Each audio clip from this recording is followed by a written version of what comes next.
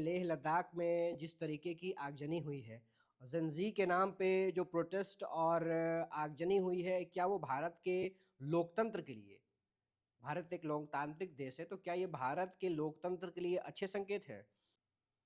इस प्रोटेस्ट को लीड कर रहे थे सोनम वांगचुक। सोनम वांगचुक एक कहें कि थ्री इडियट्स से ये फेमस हुए थे। उसके बाद बहुत बड़े ये इंजीनियर हैं, इनकी कुछ संस्थाएँ चलती हैं लद्दाख में। इस जो घटना हुई है, इस घटना पे सरकार ने सोनम वांगचुक को सीधे-सीधे दोषी ठहरा दिया है कि ये लीड कर रहे थे प्रोटेस्ट को, इनकी भाषा ऐसी थी कि इन्होंने आगजनी के लिए उकसाया, जिससे सीआईएसएफ के ऊपर लोगों ने हमला किया, जिसे ज़ंजी कहा जा रहा है।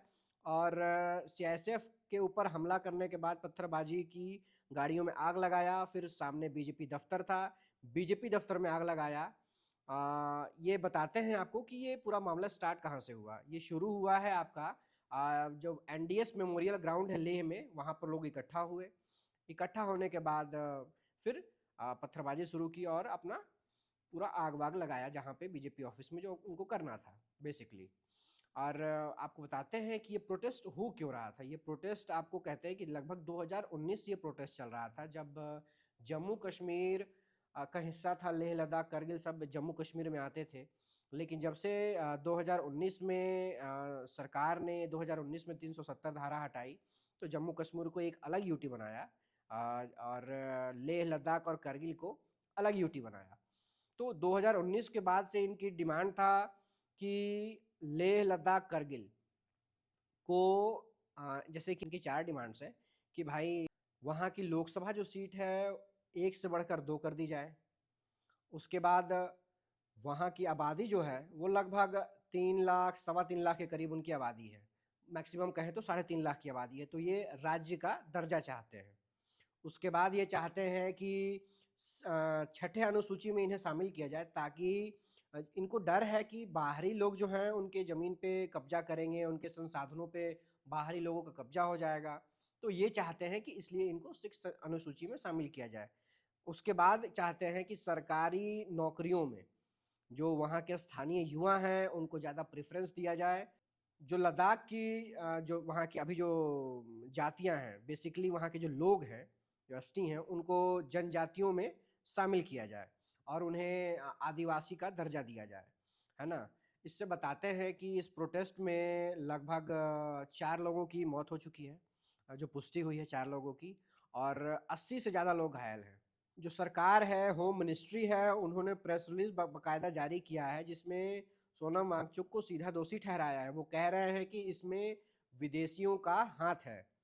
ज़ेनज़ी के नाम पे युवाओं को भड़काना, सोनम वांगचुक अपने भाषणों में कई बार कह चुके हैं कि जो नेपाल में, श्रीलंका में हुआ, वो चीज़ें भारत में भी हो सकती हैं।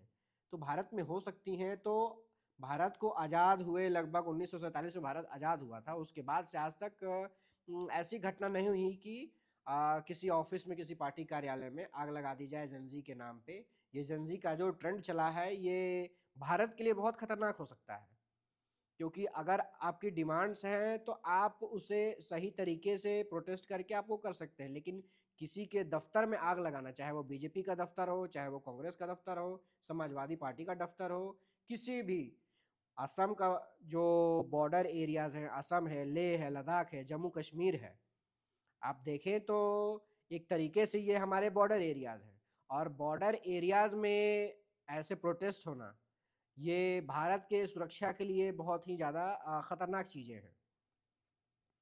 तो पूरी सरकार को इस पे अलर्ट रहना चाहिए और तमाम पार्टियों को भी इस पे अपनी राय रखनी चाहिए। हालाँकि सोनम वांगचुक जो हैं वो कह चुके हैं कि ये जो पूरी हिंसा है, इस पूरे हिंसा में कहें कि जो जेन ज़ी हैं वो उत्साहित हो गए थे, अति उत्साहित हो गए थे। उसके बाद उन्होंने आकर के एक वीडियो रिलीज़ किया, जिसमें उन्होंने उनको शांत रहने की हिदायत दी और कहा कि ये लोकतंत्र के लिए, ये लेह के लिए, लद्दाख के लिए, करगिल के लिए बिल्कुल भी ठीक नहीं है कि ऐसी घटनाएँ वहाँ हुईं।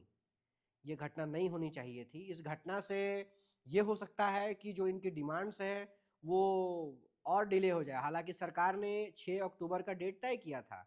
इनके साथ मीटिंग थी कि भाई आगे इस प्रोसेस में करना क्या है, कैसे होगा, लेकिन इससे पहले ही ये आगजनी होना जेनज़ी के नाम पे, ये थोड़ा-सा सरकार को हज़म नहीं हो रहा है और लोगों को भी हज़म नहीं हो रहा है, जिस तरीके से। तो अब देखते हैं कि इसमें खबर क्या आती है। हालाँकि आधिकारिक कोई ऐसे पुष्टि नहीं है और कन्फर्मेशन बिल्कुल भी नहीं है कि इसमें किन-किन लोगों का हाथ है, कौन इसके पीछे है, इस साजिश के पीछे।